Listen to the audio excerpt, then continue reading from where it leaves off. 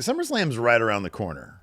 Yeah. And I feel like right now, because there's the potential for a lot of these titles to change hands at the first 2-day SummerSlam, to do one of these dethrone videos. Who is going to be the next WWE champion of each of the WWE Championships?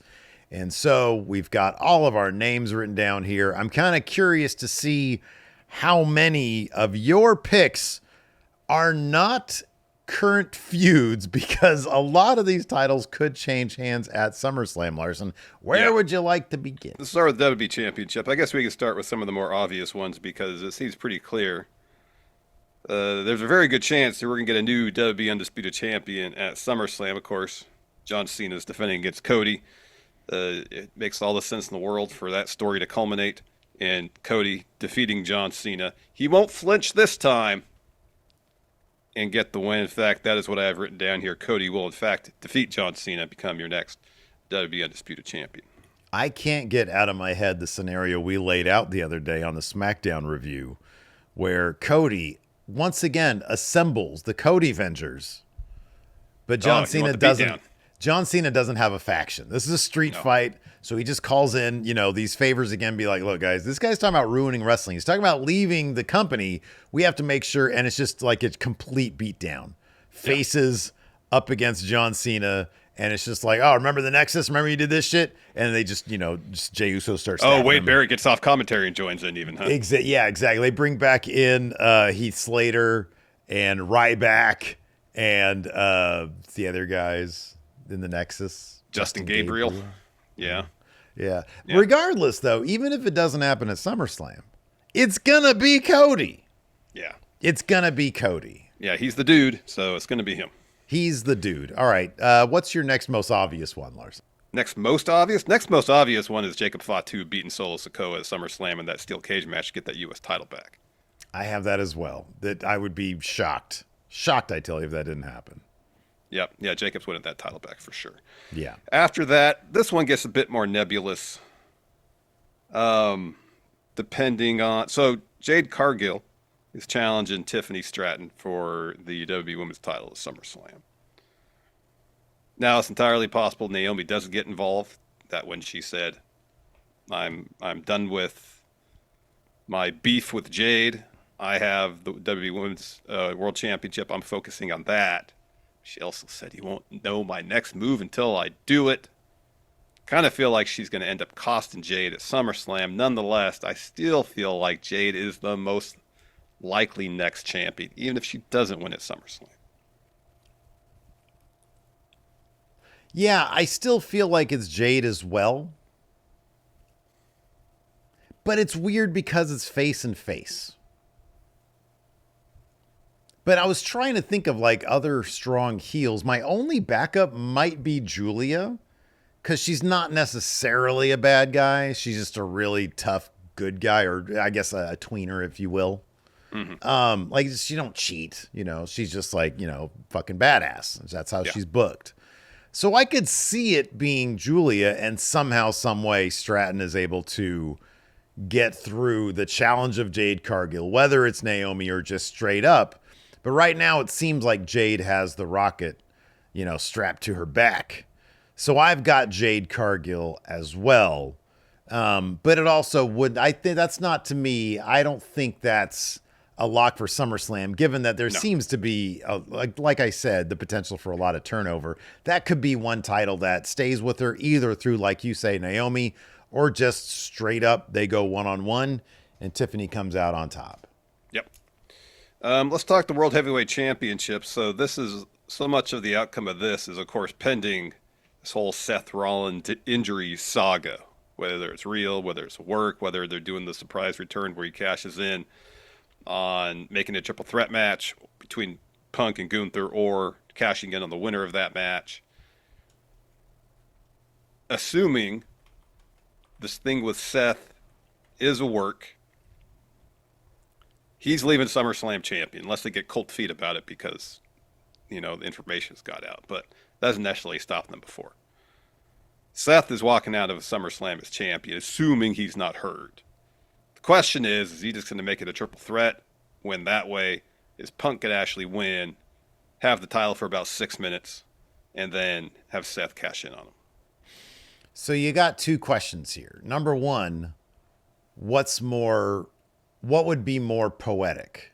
Obviously, given that CM Punk was kind of the reason Drew McIntyre, or could be considered the reason Drew McIntyre got screwed, and he had a 5-minute whatever title run, it would be more poetic for the same thing to happen to CM Punk.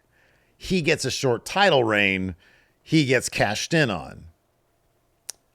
I kind of do feel like they'd go the other way, though. CM Punk doesn't get to taste that title run.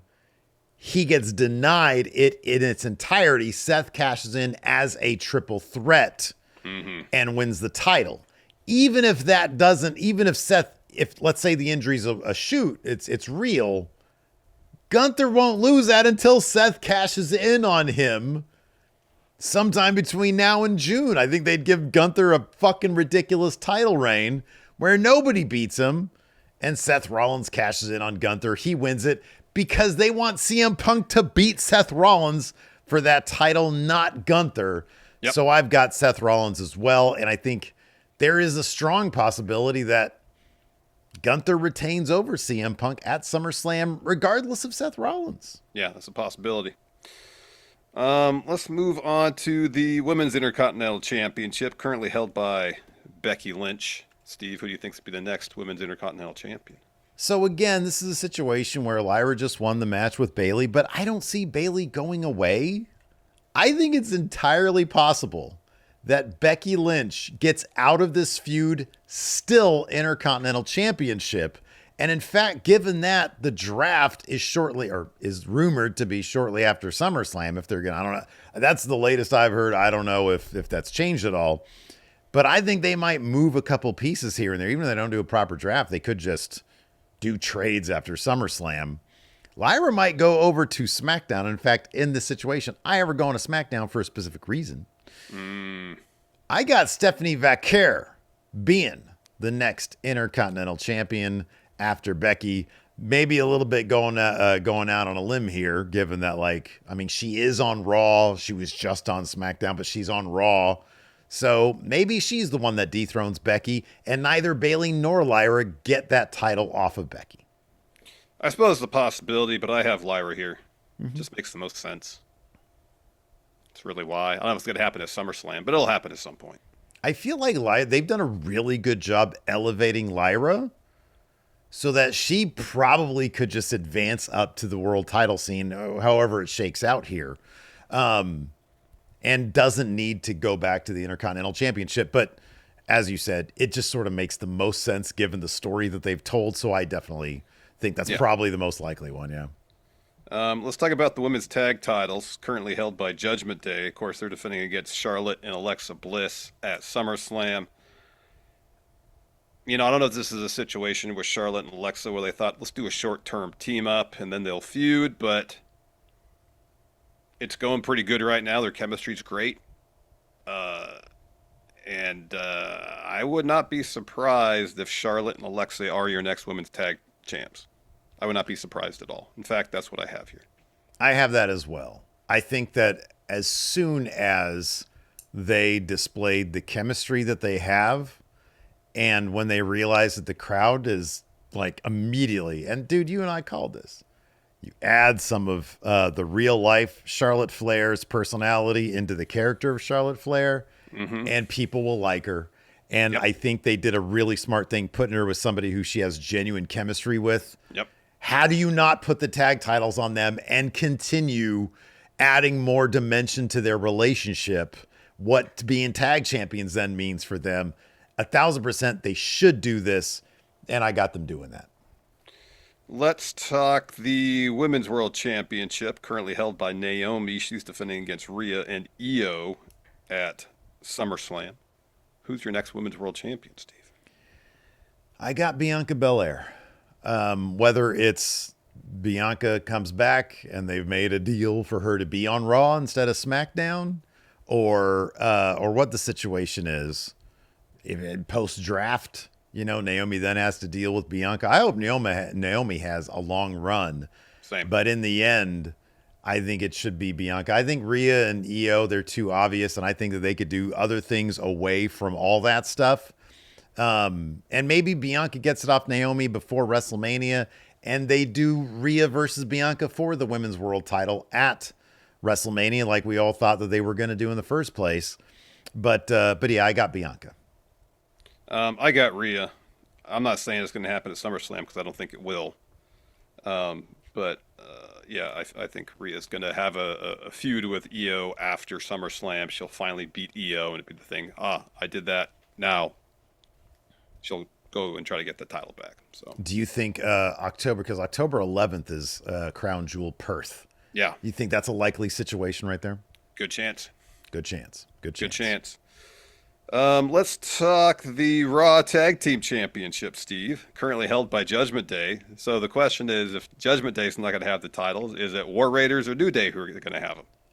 I'm going to push to the draft. I've got a different team. I'm bringing one of these amazing teams over from SmackDown. And I'm kind of curious what they can do with this. You bring Andrade and Phoenix over.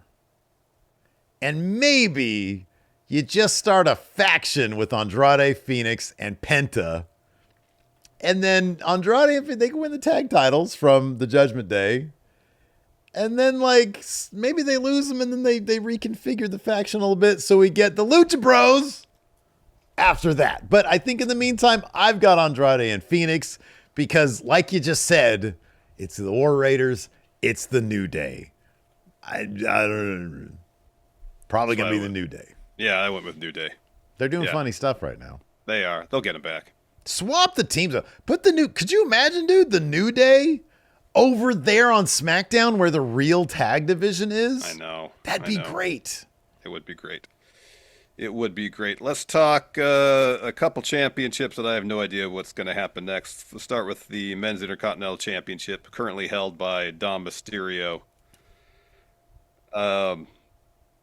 He's defending against AJ Styles if he's cleared on the next Raw, which I assume he will be. I don't see AJ winning that match, though. I think Dom's going to retain. So then the question is, who's going to be the one to take the title off? I have Penta written down here. I might have said that the last time, that same name, Penta. Last time we did one of these videos. I feel like he's getting involved in kind of the main event story. So the crowd's like, oh, he's a huge player here on Monday Night Raw.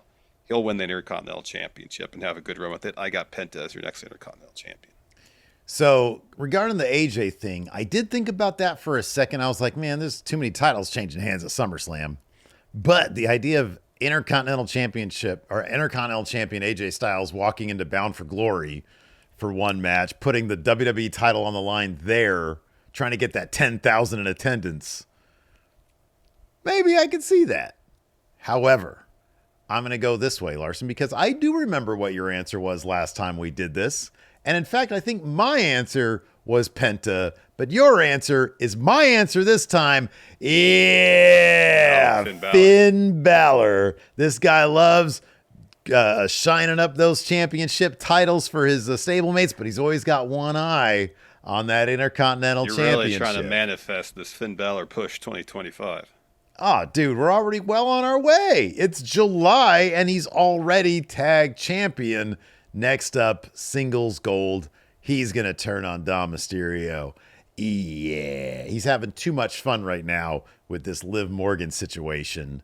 So yeah, I think Finn equals win. Finn, you're right. Let's talk the Women's United States Championship, currently held by Julia. Who's going to take that title off Julia? I got Lyra Valkyria moving over to SmackDown and taking that title off of Julia. That's a going out on a limb situation. But looking at the situation right now on SmackDown, dude, I mean, honestly, the way they book Julia, at least right now, it's going to take like Jordan Grace, maybe. I could see that happening as well. But you need like a heavy hitter to take that thing off of Julia. Julia's going to have that thing for a while. Yeah. So that's why I got Lyra as kind of like a long-term situation.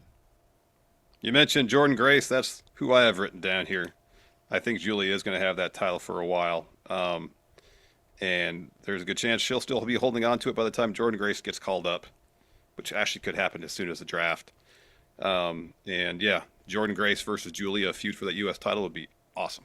There you go. There you Awesome. All right, last championships I have here are the Smackdown Tag Titles, currently held by Wyatt Six. It'd be weird if they won the titles and then lost them like a month later. Yeah. Oh, yeah. Yeah. It'd be strange. So I think they're going to have them for a spell. Yeah. We don't know what kind of movement's going to happen in the draft regarding the tag teams. You like to think they're going to send a couple of the great tag teams on SmackDown over to Raw to actually do something with the tag division over on Raw. Mm-hmm. So I went with my heart here. Yeah. Team that I think is, if not the best tag team in the world, one of the best. Not talking about Motor City Machine Guns, as good as what they are. Talking about Fraxium. Have Fraxium beat the Wyatt Six for those tag titles. Larson, this makes all the sense in the world. They're going to go through Andrade and Phoenix. They're going to go through, they've already gone through the Street Profits to win them. They're going to go through Motor City Machine Guns. They're going to go through DIY. And there's going to be one team left standing, one team that everybody's going to be relying on to bring those titles back home to the SmackDown Tag Division, even though I can already tell who it is for you.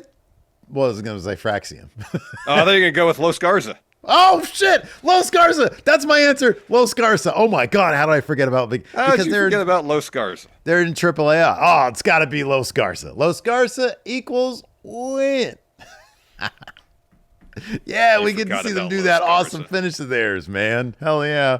Now, I agree. There's probably going to be Fraxium, but my heart, mi corazón. Mm-hmm. Los Garzas es número uno. Mm-hmm. El campeones. Anyways. Can't believe you forgot about Los Garza. Los campeones, I should say.